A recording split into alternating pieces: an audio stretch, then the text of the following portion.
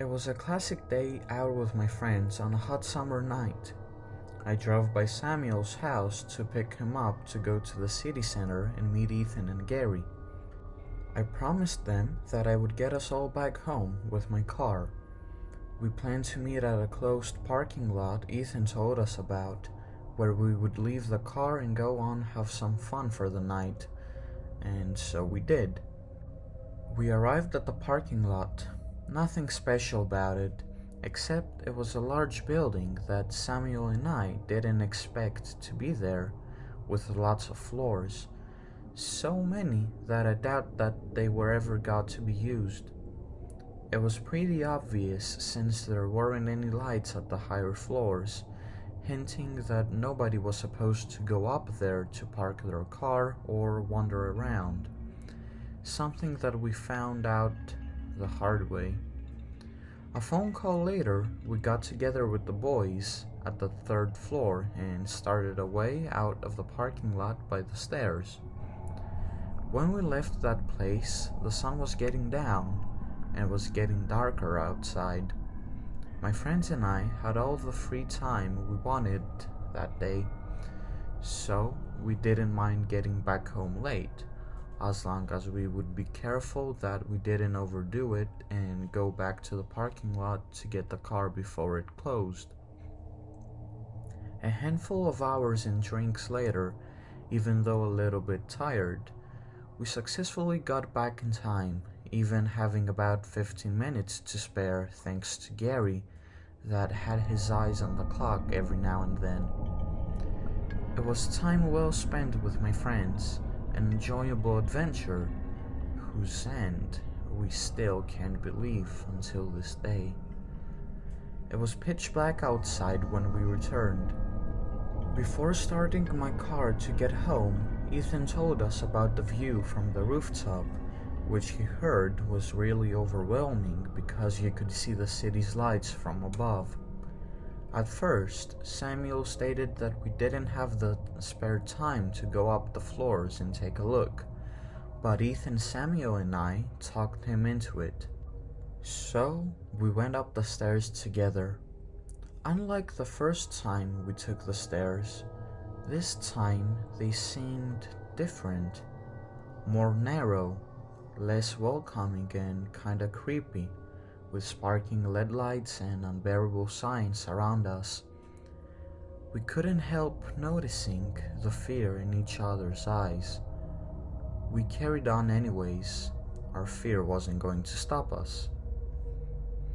Being alone on that building wasn't the only thing we found scary.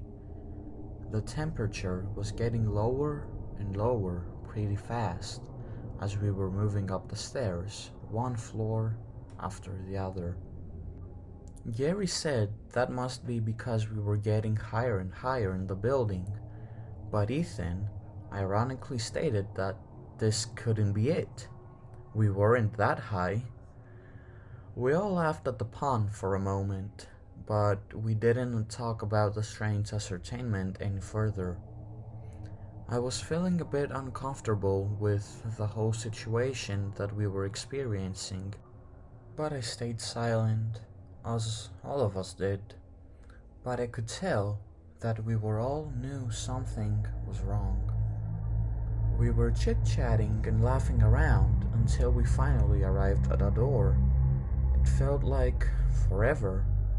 It was like we were facing a loop, floor after floor, noticing the same old-fashioned wall designs, dirty staircases, and creepy lights over and over again.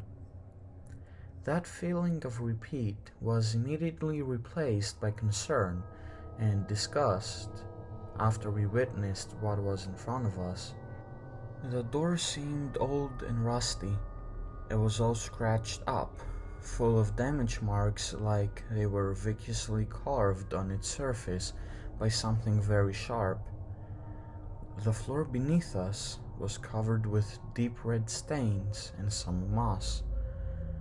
When we got closer to the door, we noticed it smelled awful, to the point that for a split second I felt like I was going to puke. We kind of wanted to leave, but we didn't come all the way here for nothing. I tried to open the door, but it was locked.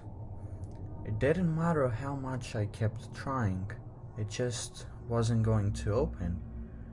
We all got frustrated. The whole thing was a bad idea.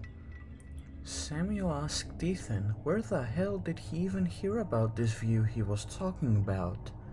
Ethan answered that a guy he met like a month ago told him about this.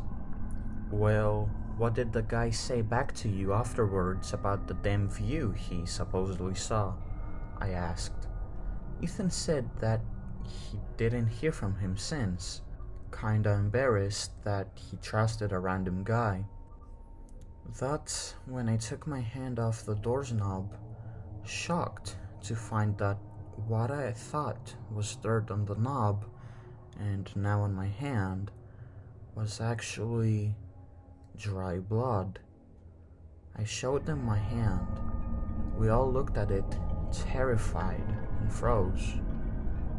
Then all the links were connected in our minds. The thing on the floor wasn't just moss, it was dry blood with something alive feeding on it. Something no one should ever find out about. Maybe, just maybe, nobody actually saw the so-called view or lived to talk about it. We don't have time for this, Gary said. The parking lot was about to close and we were going to get trapped in there with that weird thing that we didn't know what it was. We were not supposed to be there. Wrong place at the wrong time. If we were locked inside the building, we would have to face the police for being technically illegal, and with everything we witnessed, we didn't want any of that. We ran down the stairs like crazy. On one hand to get out on time, or at least get in contact with the employee or anyone responsible for running the place, and on the other to get as far away as possible from that thing. Fortunately, we got in the car just in time and drove anxiously to the exit to pay for the parking there. We stopped at the bar, having the ticket ready to hand it to the employee. The night shift employee seemed very quiet and annoyed that he had to deal with us. Even though he was sitting behind the glass, with a small window big enough just for his hand to get through, he was noticeably obese and kind of scruffy, except his very well-groomed face, which highlighted his big, round, reddish cheeks, like a child's drawing. His small dark eyes, which gave him an intense look but also a sallow expression at the same time, stared at us for a second, then looked away again before reaching his hand out silently as always. He didn't even bother looking at us, he just reached out his arm. Then I saw it. His hand, grabbing the ticket from my fingers, had the same type of moss coming down from his wrist to his knuckles. His button-up shirt had long sleeves, hiding the rest of his arm, which made me even more terrified to imagine what that man was hiding under there, if he was a man after all. I don't know what to believe. Samuel also saw it and he reacted fast, grabbing me scared from my t-shirt and pulling me away from him. Neither of us even made a sound and we were left staring at the man for a moment. For once, we got his attention and made him look towards us, with his hand still in the air holding the ticket. That gave Gary and Ethan the chance to get a glance at him, making them more nervous than I have ever seen them before. I think I also saw 2 or 3 small blood stains on his shoulder. I really hope I was wrong. The image that was carved forever in our minds and in my nightmares was when he smiled back at us. That ugly smile. His face got all wrinkled up, pale as it was, with his string-like black hair coming down from his unusually short forehead, and those dirty, yellow, very sharp teeth, like looking at a shark's smile with drops of what looked like blood between his teeth, made me fear for my life. He looked at every one of us straight in the eyes, keeping that expression, making us go numb. He knew that we knew. That was the point where I was certain that this thing was not just another guy, but rather a monster put in this world by the devil himself.